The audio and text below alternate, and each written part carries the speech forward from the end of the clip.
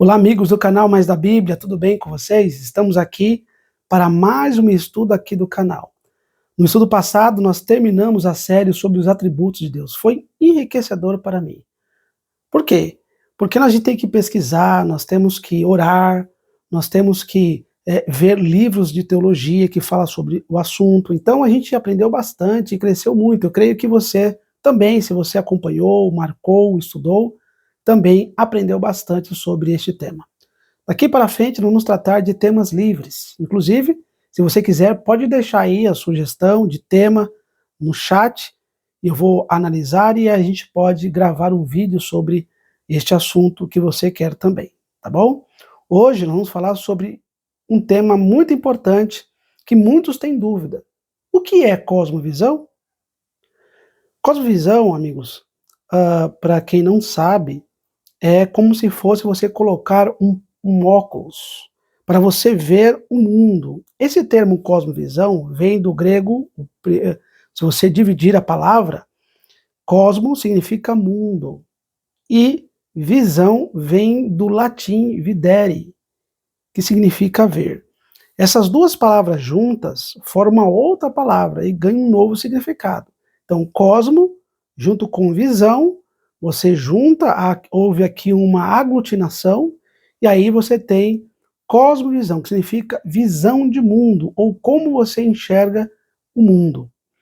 E nesse sentido, nós vamos deparar aqui com alguns comentários de alguns teóricos, e também nós vamos ver na Bíblia o que a Bíblia diz sobre este assunto. Fique conosco no canal Mais da Bíblia, você aprende a palavra de Deus.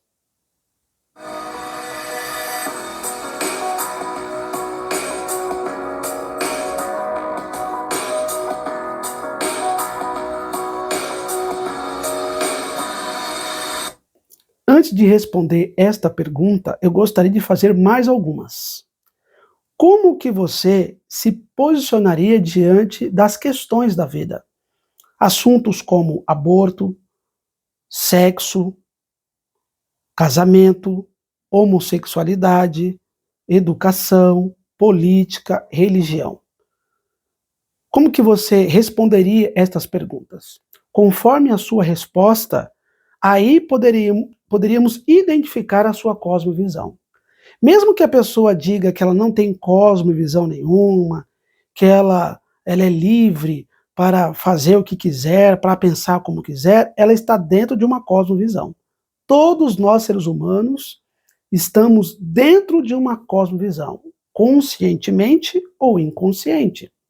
Por isso, amigos, que neste contexto, estas respostas que o ser humano dá a estas perguntas, com certeza define quem de fato qual a cosmovisão que ele se encaixa. O dicionário Walls da língua portuguesa define cosmovisão de forma geral como visão ou concepção do mundo, do conjunto da realidade, maneira global de ver e interpretar o mundo. Conforme nós interpretamos o mundo, aí nós encaixamos dentro de uma cosmovisão, dentro de um pensamento, dentro de uma ideia, de um conceito. Isso é cosmovisão. E existem variadas cosmovisões. Aí eu gostaria de compartilhar com vocês um pensamento. Rodrigo de Abreu, ele diz o seguinte: muita gente quebra a cara na vida, porque acredita no errado, duvida do certo, abandona o verdadeiro e valoriza o falso. E isto é verdade. Muitas pessoas trocam os valores. Os valores que são postos como norteadores para a nossa vida, muitas vezes nós trocamos. E por que nós trocamos? Porque, em alguns casos, alguns que têm determinada cosmovisão muda conforme você vai conhecendo outros conceitos e outros tipos de enxergar o mundo. Por isso que na faculdade, às vezes você pode conhecer estudantes que são cristãos e quando adentram a faculdade, passa um período, ele tem uma nova maneira de pensar, uma nova maneira de enxergar o mundo. Ou seja, a cosmovisão dele mudou. Antes era uma cosmovisão cristã, bíblica. Depois, com a influência do professor, a influência da faculdade, a influência dos amigos mudou a cosmovisão, e vice-versa. Até mesmo também pessoas que estão vivendo aí no mundo, às vezes ela se depara com a cosmovisão cristã e ela acha sentido para a sua vida. As pessoas têm influências, você tem aí os youtubers, as atrizes, os atores, os cantores, os jogadores de futebol, todos eles têm cosmovisões. Ninguém aqui está no mundo por acaso, ninguém aqui está no mundo sem um tipo de pensamento, sem uma maneira de viver, um estilo de vida. Todos nós temos nosso estilo. E todos eles se encaixam dentro de uma cosmovisão. Ok? Isto é importante nós ampliarmos aqui para você. Felipe Amorim, um grande teólogo da TV Novo Tempo, ele diz o seguinte, para responder essa pergunta: o que é cosmovisão? E aí, neste artigo, eu peguei um excerto dele, diz o seguinte: existe cosmovisão em tudo o que fazemos, pois a escolha dos temas que enfatizamos e a forma como os abordamos são moldadas pela nossa cosmovisão, consciente ou inconscientemente. Então perceba que a nossa cosmovisão, ela depende das nossas escolhas, dos temas, como nós abordamos determinados temas, as perguntas que eu fiz para você. Por isso que nesse estudo nós vamos entender qual é a cosmovisão que mais se encaixa com a Bíblia. E aí você tem a cosmovisão antropológica, que é a antropologia do mundo, do ser humano, mas também temos a cosmovisão cristã. A Bíblia tem uma forma de enxergar. Os profetas que escreveram a Bíblia, os apóstolos, eles têm uma maneira de enxergar o mundo. E a perspectiva que eles enxergam o mundo é uma perspectiva bíblica, inspirada pelo Espírito do Senhor, o Espírito de Deus, o Espírito Santo. Por isso, amigos, que nós cristãos também temos a nossa cosmovisão. E ainda assim, dentro desse contexto do cristianismo, existe cosmovisão cristã, ok? Mas ainda assim, existem influências de fora. Por isso que, dentro do cristianismo, e 33% do planeta seria do cristianismo, 22% islamismo e outras religiões, você tem no cristianismo uma mistura aí. Nem todas as denominações religiosas cristãs têm a mesma cosmovisão. A maneira de enxergar o mundo e a palavra de Deus. Existem denominações que interpretam a Bíblia de um jeito, outros interpretam de outro, as doutrinas bíblicas. Então, tudo isso é a maneira de enxergar também as questões bíblicas e também a forma de enxergar o mundo. Muitas denominações foram influenciadas por pensamentos pós-modernos. Por isso que eu e você, que somos cristãos, devemos sempre estar estudando a palavra de Deus. Algumas outras perguntas que norteiam o estudo de hoje. De onde viemos? Ou seja, qual é a nossa origem? Quem somos? A nossa identidade? Por que estamos aqui? Propósito? Como devemos viver? Moralidade? E para onde vamos? Destino. Perceba, amigos, a primeira pergunta aí fala de onde viemos. E a Bíblia fala que nós viemos das mãos de um Deus Criador. Em Gênesis, lá ali no capítulo 1, no verso 26 e diante, mostra que Deus criou o homem. Então, a nossa origem é a criação divina, da criação de Deus. A segunda pergunta, quem somos?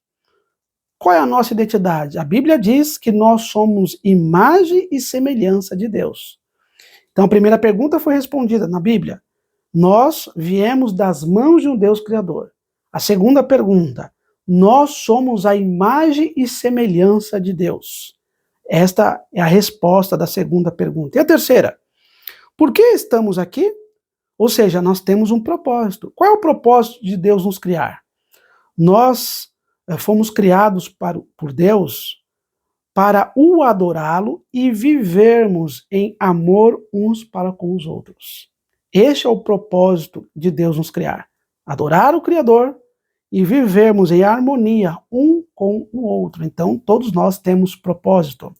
A terceira pergunta: como devemos viver? Esta pergunta é interessante porque vai definir também a sua cosmovisão. Como que você enxerga a sua moralidade? Como que você vive? Qual é o seu estilo de vida? Biblicamente falando, a Bíblia deixou lá em Êxodo, no capítulo 20, verso 1 até o 17, preceitos que norteiam a vida do ser humano. Se você de fato quer viver segundo a cosmovisão bíblica, você deve seguir os 10 mandamentos, obedecê-lo. Deus tem um caráter perfeito e ele coloca ali os 10 mandamentos para nós seres humanos, para que nós pudéssemos viver de uma maneira como ele quer. Por isso que os 10 mandamentos, diz lá, um dos mandamentos, fala que nós devemos honrar pai e mãe. O sexto mandamento, honrar pai e mãe. Será que esse mandamento era só para um povo, o povo judeu? Não, é para toda a humanidade. Não matar, não adulterar, não furtar, não dizer falso testemunho, não cobiçar. Obviamente que esses mandamentos, eles regem o comportamento do ser humano para com o outro. E os outros 4, os primeiros? Não ter outro Deus diante dele. Nós devemos adorar e ter somente Deus como o único Deus. O segundo mandamento, não fazer mais escultura. O contexto ali não é uma escultura em si qualquer. É uma escultura no sentido de adorar, de fazer essas esculturas para adorar. É nesse sentido que a Bíblia está dizendo. Então eu não posso também quebrar este mandamento se eu sirvo ao Senhor. Terceiro mandamento, não chamar o nome de Deus em vão. Na verdade, no hebraico, significa não carregar o nome de Deus. Você ser cristão, você dizer que serve a Deus, que tem fé em Deus e vive uma vida totalmente ao contrário. Você está carregando o nome de Deus em vão. E o quarto e primeiro e último mandamento desta primeira lista, desta primeira tábua, é lembra do dia de sábado. Ou seja, todos nós, seres humanos, precisamos de um dia de descanso. E o dia de descanso que Deus determinou, segundo a palavra, é o sábado. O sábado também é para toda a humanidade. Quem cria estabelece as regras e Deus colocou este dia para se encontrar com as suas criaturas e as suas criaturas também com o seu Criador. Por isso que os 10 mandamentos norteiam a moralidade, o comportamento dos seres humanos. Por isso que eu e você precisamos estar atentos a isto. Cosmovisões. Existem muitas cosmovisões. E nós vamos analisar algumas delas aqui. A primeira cosmovisão, teísmo. Teísmo fala que Deus criou todas as coisas. Ele fez tudo. Teísmo vem de Theos, Deus. Então, nós cremos que Deus criou todas as coisas. Ateísmo, você tem aí um prefixo A. Esse prefixo A muda todo o termo teísmo. Significa que você é contra a existência de Deus. Ou seja, para o ateísmo, não existe Deus. Panteísmo, Deus é tudo. O panteísmo crê que Deus é a natureza, que Deus é a energia, que Deus é a força, que Deus está nos astros, que Deus está no universo, nos planetas, enfim. O panteísmo crê que tudo é Deus. A natureza e tudo mais. Alguns creem até em animais, como divinos. Na Índia você tem a vaca, e alguns países o macaco, e outros animais também como divindades. Agora, analisando o primeiro tópico, aí em cima você vê, Deus é o pintor e a criação a pintura.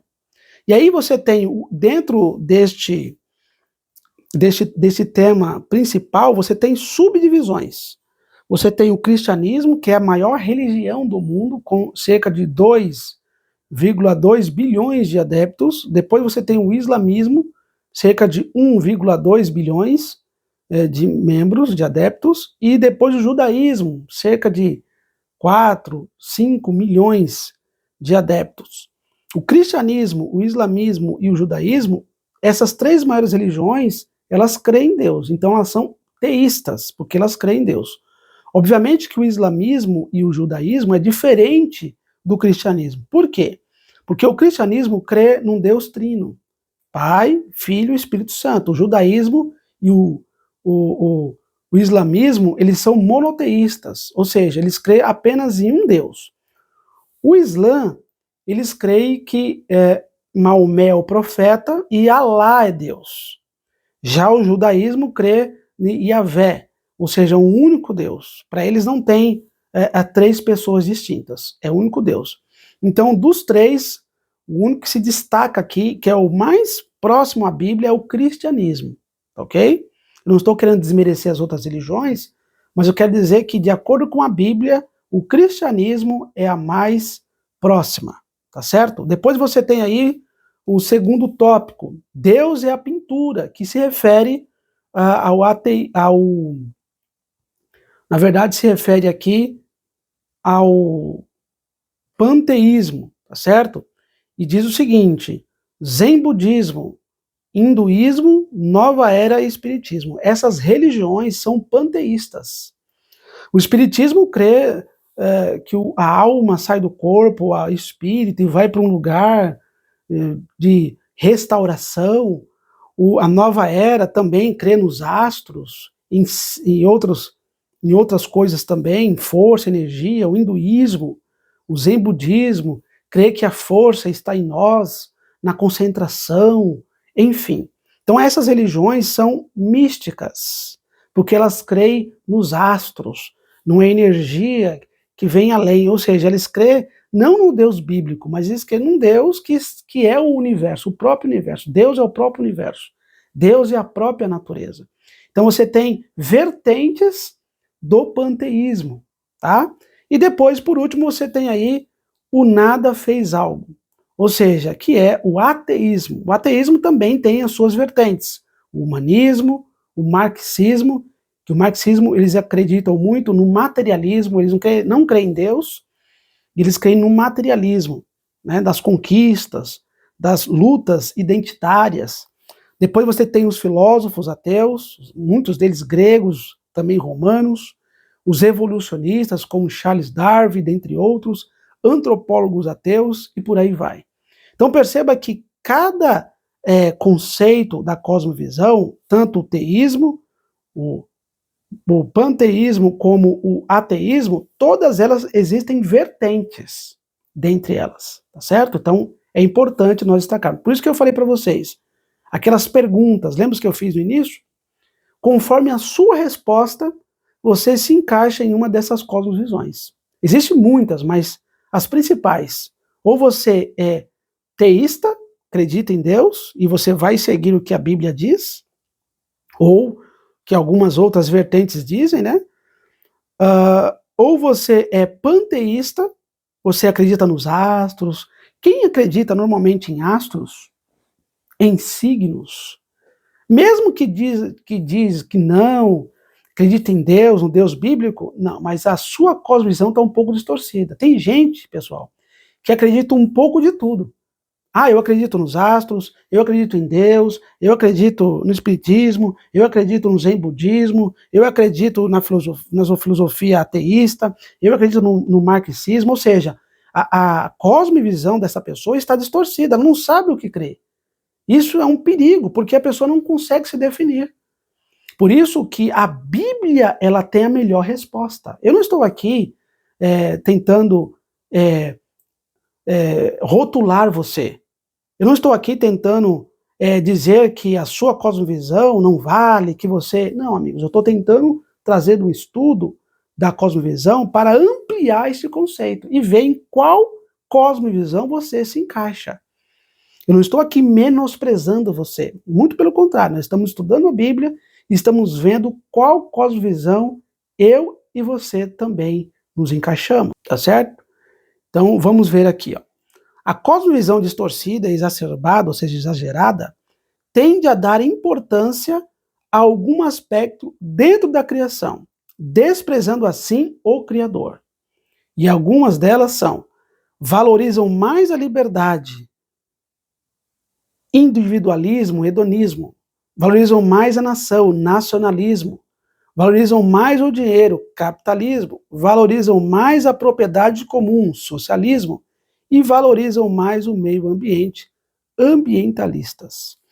Então veja, de acordo com a nossa cosmovisão, se nós temos uma cosmovisão cristã, bíblica, nós não vamos levantar bandeiras ou valorizar mais esses conceitos que aí estão. A gente não pode levantar essas bandeiras mais do que o cristianismo.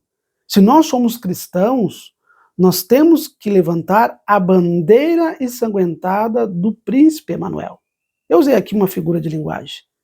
Lógico que você não vai levantar literalmente uma bandeira ensanguentada, mas é uma maneira de falar, o seu estilo de vida. Você não pode se sacrificar mais pelo seu país, ser um nacionalista roxo. Não. Você tem que ser um cristão. Você não pode ser mais capitalista. Não, você deve ajudar as pessoas, os mais pobres. Não estou dizendo que você não pode conquistar o dinheiro, os recursos, não é isso. Todos nós precisamos dos recursos. Mas tem gente que coloca mais o coração nas riquezas, no capitalismo, do que em Deus. E a Bíblia diz, Paulo dizendo a Timóteo, que nós não devemos amar o dinheiro. Não está dizendo que você não pode ter o dinheiro. Está dizendo que você não pode ser rico, não é isto? Mas você não pode colocar o coração no dinheiro, ser ganancioso. Tá certo? É isso que a Bíblia está ensinando. E tem algumas pessoas que valorizam mais a propriedade comum. Tem pessoas que são mais dado ao socialismo.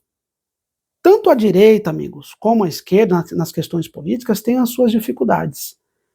Tem as suas conquistas, tanto a direita como a esquerda, mas também tem os seus defeitos. E um cristão verdadeiro, ele vai ser equilibrado. Ele não vai ser nem pendente para um lado e nem para o outro. Por isso, amigos, que o cristão, ele é bíblico e ele não fica gastando muita energia, muito tempo nas questões políticas. Mais uma vez eu repito, as questões políticas são importantes. Nós somos cidadãos dos céus, mas também aqui da terra. E nós devemos estar dispostos a estudar, a compreender os dois lados e ver qual mais se encaixa com a palavra de Deus. E os dois lados têm problemas. Por isso que nós devemos sempre pedir a orientação de Deus. E os ambientalistas, que se apegam muito ao meio ambiente. Como se, lógico que nós temos que cuidar do nosso planeta, cuidar da limpeza das nossas vias, ruas, avenidas, enfim, mas nós devemos também cuidar das pessoas, amar as pessoas, cuidar do planeta e amar as pessoas. Tem gente que faz o inverso aqui.